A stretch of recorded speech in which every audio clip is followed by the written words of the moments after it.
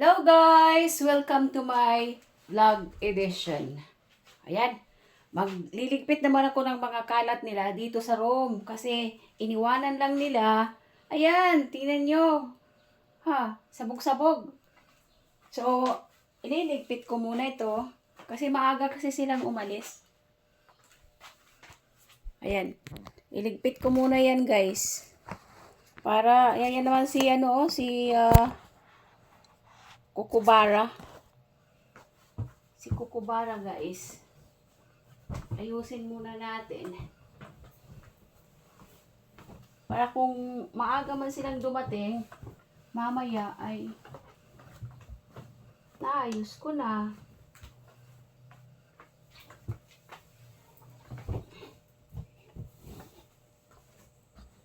Hindi ko na ito i-vacuum kasi hindi naman dito natutulog si Rita. Pero andito si Rita guys, oh. Oh.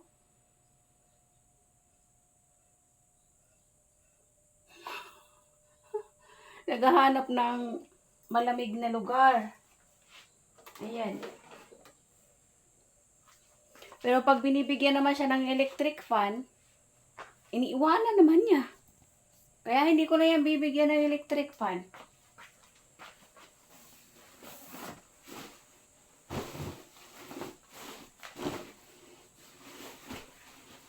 Parang nasa department store tayo guys, oh.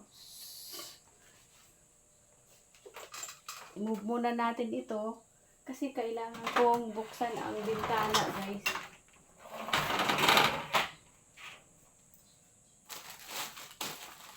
Para naman makapasok ang hangin. Kasi pag ang may-ari ang nandito, hindi yan guys nagbubukas ng bintana. Ewan ko pa sa batang yun. Pero hindi naman yung bata guys na. May edad na eh. 23 na siya guys.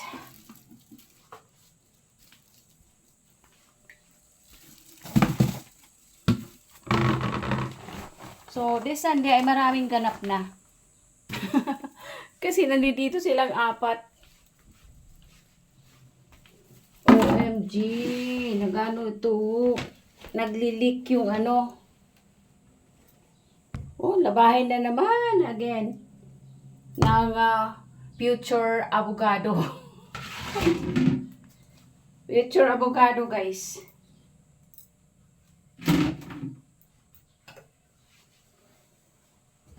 Ayun, na-shot. Bumalik. Kunin na lang natin dito. Sa baba.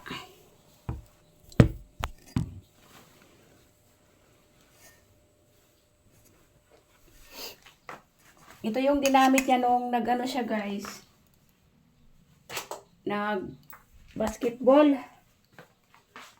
Nag-basketball kasi siya guys. Kaya iyan muna natin sa hamper. Doon sa mga ibang malapit na hindi ako makakapaglaba ngayon dahil mas marami ngayon yung aking gagawin sa loob. So maaaring bukas ako maglalaba guys. Diyan ko lang muna yan siya ilagay. Para tapusin ko muna itong dito sa dalawang room pa. Dahil sa kay doktor ay tapos na. Naano ko na, naligpit ko na guys. Diyan mo, lalaki na mga paa.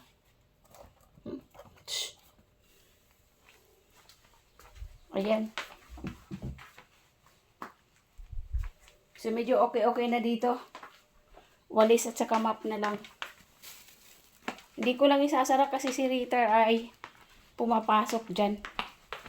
At natutulog. Ito naman ay yung mga shoes ni Madam na ginamit. Oh. Sa sobrang dami guys ay wala nang mapaglagyan.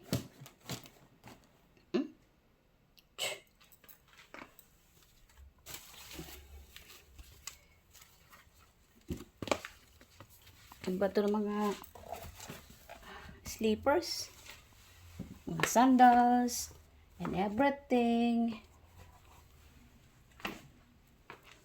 Ayan. Pupunta na tayo sa room nila Madam. Ito, tingnan nyo. Naayos nila yan, guys. Ang kulang na lang dyan ay vacuum. Kunting stretch na lang dyan. Kasi, inaayos naman nila yan. So, i-vacuum ko na lang yan siya.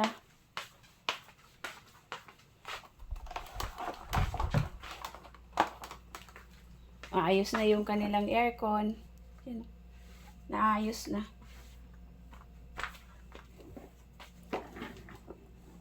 Ganun talaga ang local DH. Diba guys? Ganun talaga nagtatrabaho. Kailangan na makita ay ayusin na nang walang masabi.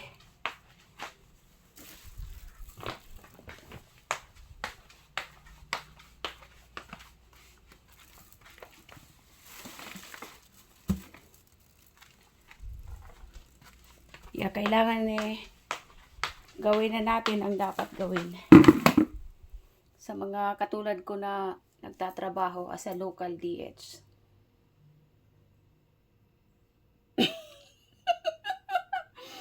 OMG. Ganun talaga ang babaeng ito. Magtatrabaho talaga. Kahit naman na sino guys, diba? Kailangan natin ng trabaho.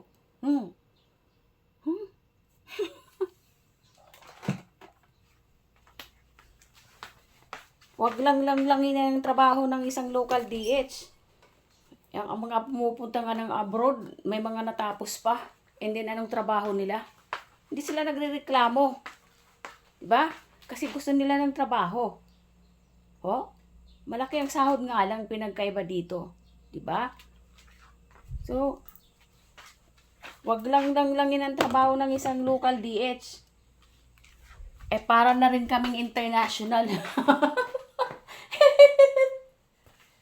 Ay, nako.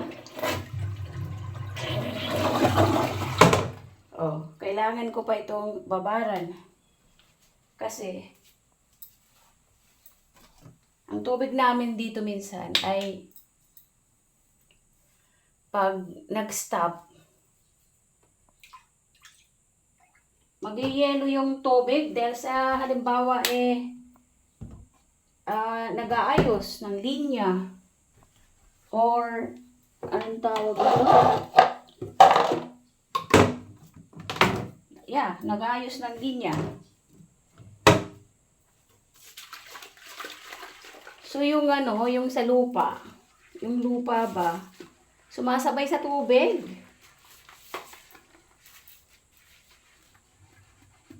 Kaya ako naman araw-araw kong ginaganito yung kahit hindi ginagamit halimbawa na room, yung dalawa, pag wala dito.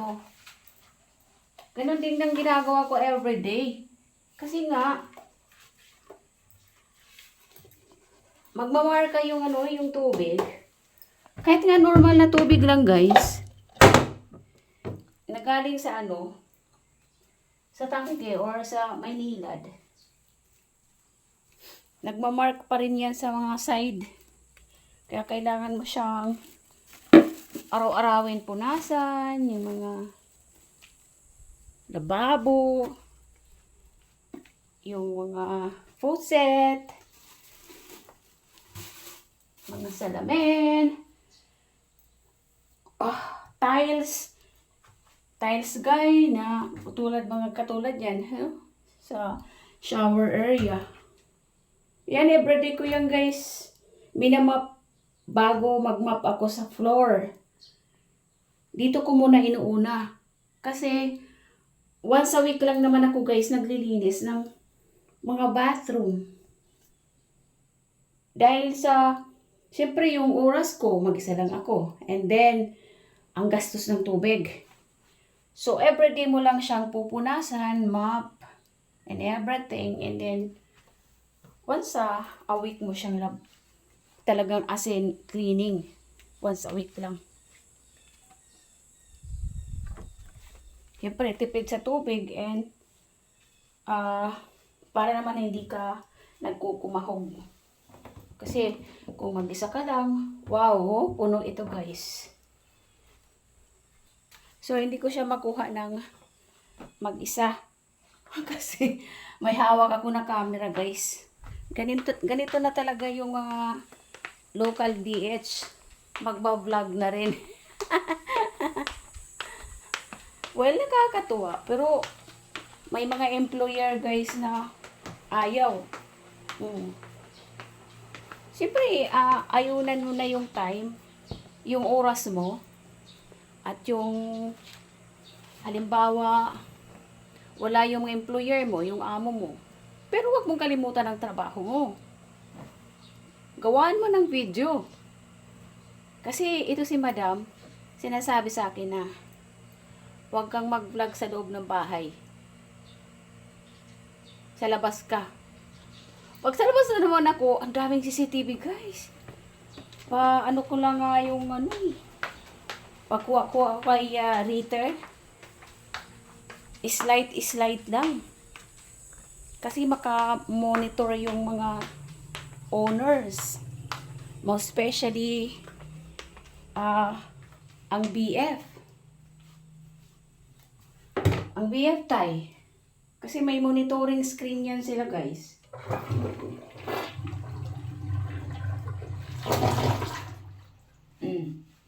Ganun yun. So kaya dito tapos na rin. Vacuum na lang yan. Anuhin ko. Pero natulog naman si Ritter ay doon sa kanyang dokmami. Kaya wala ditong wala ditong buhok. Oh, ano kaya yan?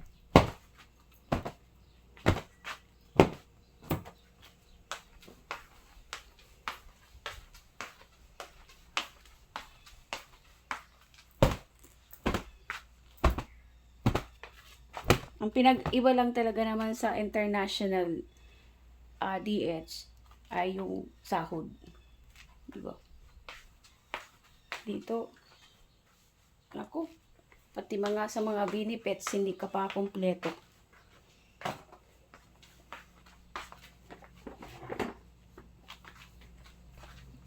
Ang aking SSS, mukhang tagilid sa kanya. Lalo na na siya, retiro na. Wala akong naririnig na tungkol sa aking SSS guys. Kasi nasa kanya pa. Hindi ko pa maayos-ayos. Dahil hindi pa binibigay sa akin. Yeah, andito sa akin yung ID. Pero ang naka-handle pa doon sa aking SSS or nagha-handle ay siya, yung employer. So, hindi ko alam kung maibigay ba niya sa akin once na ako ay umalis dito. We will see guys. I hope and pray of course na maibigay niya sa akin nun para maayos ko and then malaking bagay na rin kahit papano yung mayroong akong SSS. Kahit papano mayroon akong ma-receive monthly. Kung magkano man yun, hindi ko rin alam po. Yeah.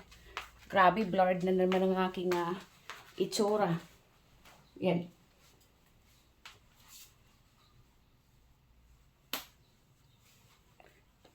Sa iyong pagkakaalam guys, kahit matagal na ako dito, I mean, para malaman nyo, kahit matagal na ako dito guys, wala talaga akong naipon. Ngayon ko lang may naisipan mag-start. Yun lang talaga guys. So, makakapag-ipon pa ako ng 4 years, so 3 years. Ganun. May expenses naman ako. Of course, doon sa bunsong anak ko dahil monthly binibigyan ko yun ng hindi pambiling papagkain. Kung hindi yung binibilhan ko talaga siya yung pagkain na estimate sa isang buwan na yung pag end of another month ay makabili kami ulit para sa yung month na wala ako. O, yun. Yun, guys. Siyempre, yung sobra, yun na makakapag-deposit ako kahit papano. Yun, hindi na nga ako nagbibigay-bigay, guys.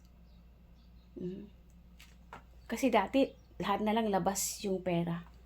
Wala akong nasisave. Lahat labas pera. Pero ngayon, naisip-isip ko, guys. Dahil may edad na ako. I'm not younger anymore, siyempre. At hindi naman ako strong lagi. So, ito, nagbablog-vlog ang babaeng pangit. Para naman ay, padala ko ito. Baka hanapin ito. Speaking of, magagalit ng ganyan-ganyan. So, ngayon ay wala na rin. Hindi na rin siya nagagalit na mag-vlog ako. Pero hindi ko lang pinapakita na yung aking trabaho ay pinapabayaan ko. Of course, priority ko pa rin yung aking trabaho. Kasi may sahod ako dito. Dito wala pa. Hindi pa ako monetize, guys. Kaya start ko pa lang.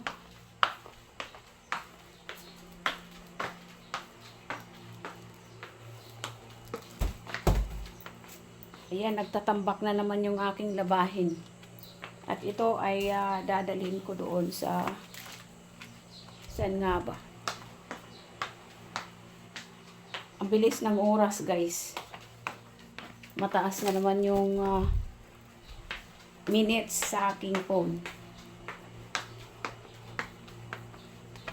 Ayan. Dadalhin ko yan dito sa malaking guys. Ay! Nakasara pa pala to. Hindi pa pala bukas.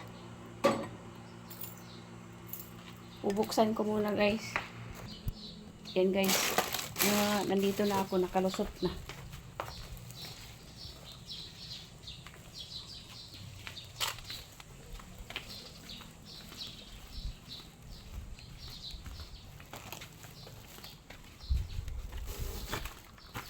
Ayan. Dito ko muna yan tinatambay, guys.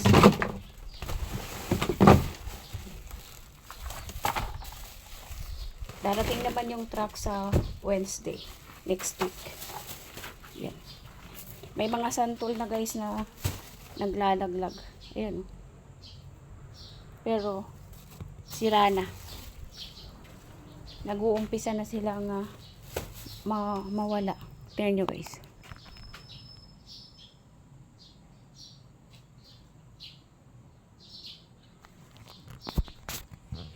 Diba? Ayan, Ito. Oh. Pero maasim ito, guys. May makukuha ka lang dito pero iilan-ilan lang yung matamis.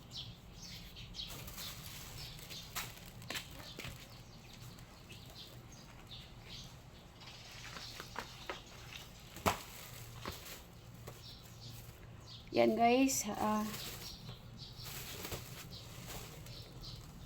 Yan, guys. Thank you so much for watching. Mahaba na yung aking video.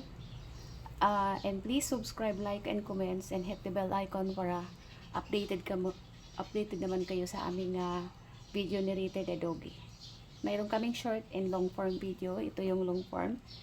At sana bisitahin nyo naman yung aming channel.